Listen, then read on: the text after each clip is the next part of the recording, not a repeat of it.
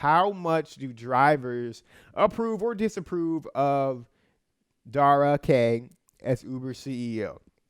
Now, we chose to analyze Uber's Dara just because he is the guy in the rideshare industry, right? Like him, like before that, it was Travis Kalanick. Before that, it was him. But now it's all about Dara. He's like the known. Most of you guys, I would have a hard time naming Lyft CEO right now, right? So we wanted to see. I feel like that this is kind of a good proxy.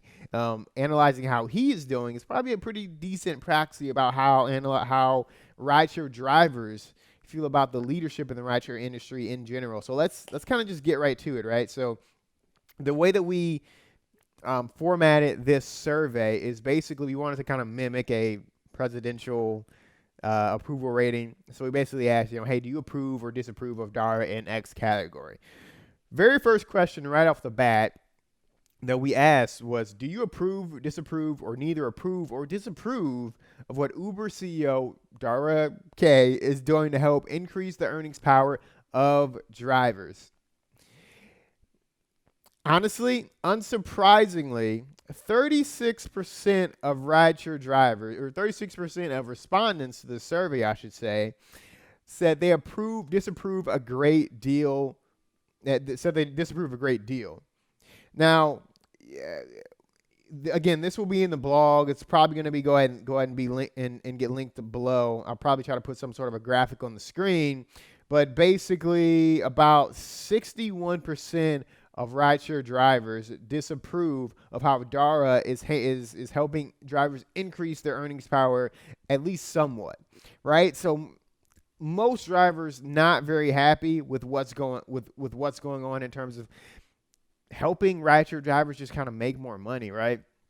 And then we have a couple of just more qualitative responses. People saying, exactly, why do you feel this way? Why do you approve or why do you disapprove of what Dara is doing here? And the things that keep popping up when I look at these more qualitative answers is that drivers are really unhappy about the flat surge. That's something that keeps popping up. Drivers don't like that this surge that used to be very profitable, even though it was, a little bit seemed a little phantomy at sometimes. It was it could make a drivers a ton of money, in a lot of cases. So a lot of drivers really mad about that. Same thing with bonuses. A lot of drivers not happy with either the bonuses that they're receiving being decreased, or the fact that the bonuses that they're receiving just aren't necessarily good business decisions for them, right? So a lot of times you're in a situation where you get a bonus opportunity. You might have to crank out a certain amount of rides. That means you have to go to a certain area in the city during a certain time. That honestly is probably not the best strategy for you to be in. So there's a good chance you might make more money doing a different strategy and not, focusing on the bonuses at all. That obviously defeats the purpose of a bonus, right? So that's a sentiment that a lot of drivers have expressed here throughout the survey. And, one of the things, and I would love to hear. I wish Gridwise Jay was here to talk to me about this. Just a couple things that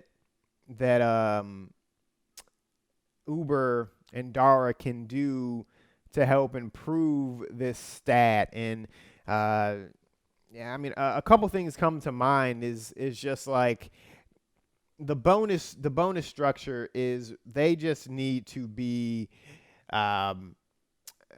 they need to bring back bonuses that actually help people make money, right? I think if you're saying like 3 things that Uber can do to help drivers feel like, okay, you're actually helping me make money and not trying to help just yourself make money, is give me some bonuses once in a while that are actually going to really help me make money. Don't give me a $35 for 25 ride bonus that I can only do from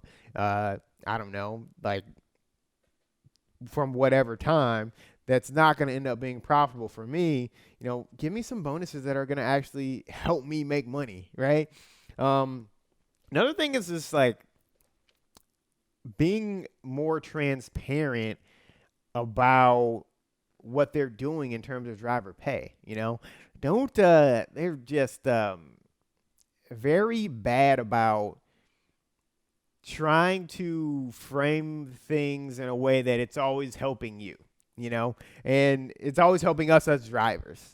When Uber cuts rates or when they move things around, even Lyft just did this, where they kind of they decreased their overall per mileage rate, and then they said, okay, but you're gonna get pickup fees. I mean, sometimes we might make more money, but I'm pretty sure they did this so that they can help themselves, not necessarily the drivers, right? So be more transparent about these things. Don't honestly don't bullshit me. Be more transparent about the fact that you are making business decisions for yourselves. And then what will be awesome as well is to then, when you're cutting rates and I'm making less money, give me better opportunities to make more money myself. Right, so there's a lot of these services, Cargo, Play Octopus, Stereo, things like that are these little add-ons, these car apps and things like that I can do if I want to earn more money. But what happens is sometimes it's a little bit blurry whether we're allowed to do these things, right? So, car apps and things like that. It can be a little bit blurry about how much that's allowed, and they certainly don't promote these opportunities to drivers. So a ton of drivers don't know that they can go out and make an extra $200 a month here, extra $300 a month here that they weren't making, or they're not making anymore because of the decrease in driver pay.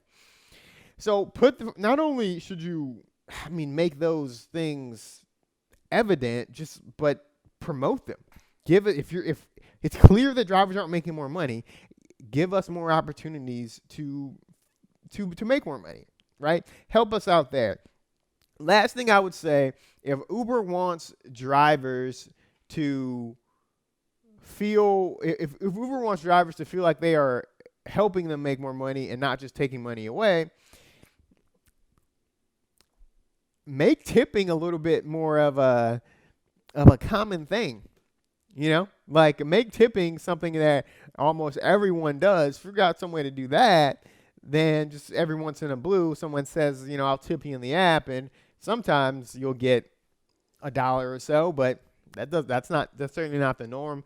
Why? Honestly, why is it that waiters? I'll tell you, waiters get paid in tips all the time. It's very rude to not tip a waiter. And they get paid, and they do that because that's their pay structure. Most of their money comes from tips, because a waiter might get paid $4 or $5 an hour or something like that. Drivers are going to become the same thing, where a lot of our money that we make as drivers is going to have to come from things like tips. And if that's going to be the case, then you are going to have to figure out a way as Uber, as Lyft, as whatever ride-share company to make drivers, or make passengers, I should say, tip more.